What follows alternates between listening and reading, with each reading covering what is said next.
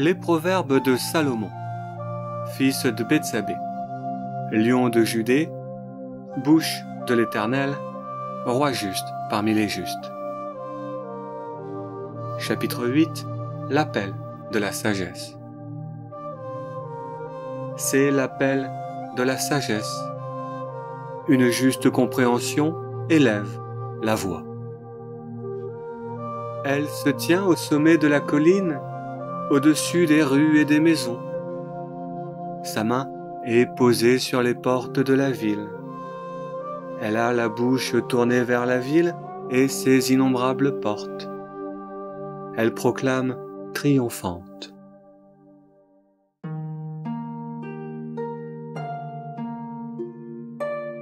J'adresse ce message à Dieu et à ses anges, aux humains et aux fils d'Adam.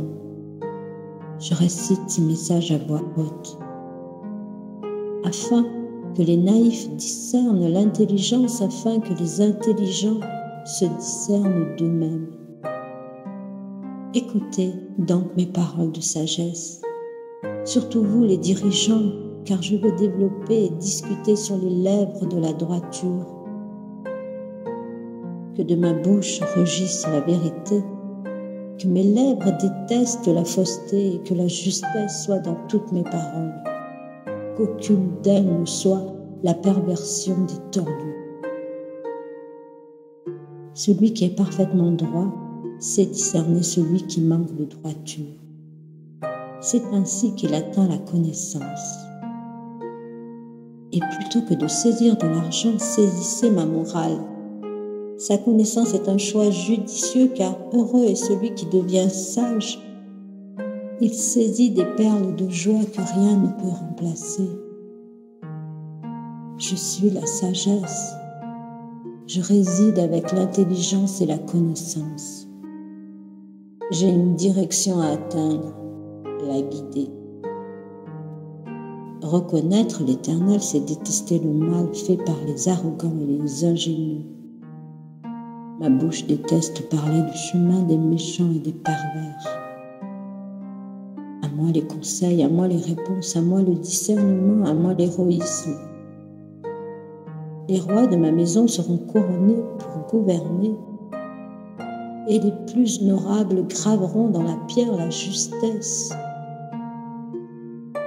Chez moi les ministres seront redressés généreux, tous jugeront avec justesse. J'aime d'amour et que ceux qui me cherchent me trouvent. Avec moi, vous aurez la richesse et l'honorable, la longévité et le charitable. Mon fruit vaut plus que de l'or, il produit plus que l'argent de premier choix. Je marche sur le chemin de la justesse qui se trouve parmi les sentiers de la justice. En prenant possession de l'amour, j'ai pris conscience de ses trésors. J'en serai rempli. L'Éternel acquit au commencement sa direction. Depuis son chemin précède ses œuvres.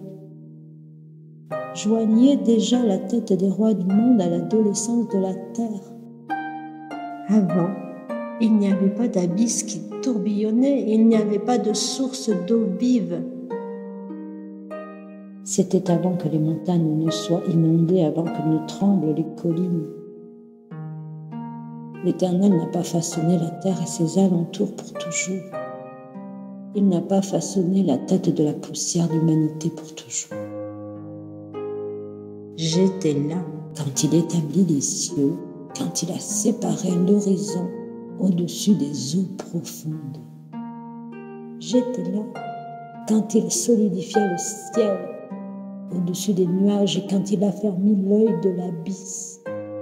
J'étais là quand il assigna à la mer ses limites afin que les eaux ne transgressent jamais le commandement de sa bouche. J'étais là quand il fixa les fondations de la terre. Et pour toujours, je serai à ses côtés comme un architecte, comme un expert en maîtrise d'ouvrage. Et je serai à ses côtés comme un jour au quotidien.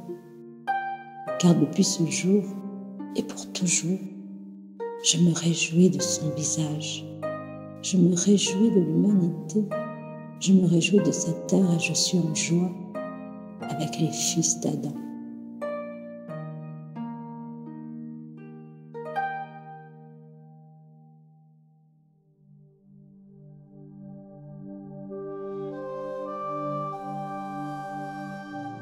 Maintenant, les enfants, écoutez-moi. Heureux sont ceux qui gardent mes voies. Heureux sont ceux qui obéissent à la morale et sont sages instructeurs. Mes enfants, ne les rejetez pas. Heureux est l'homme qui m'écoute. Heureux est l'homme qui veille chaque jour au portail du royaume. Heureux est celui qui garde la mezouza à mes portes. Car celui qui me trouve a trouvé la vie. Car celui qui m'a trouvé obtiendra l'acceptation de l'Éternel. Mais celui qui vit dans le vice et le péché, celui-là maltraite son âme. Car tous ceux qui détestent aiment la mort.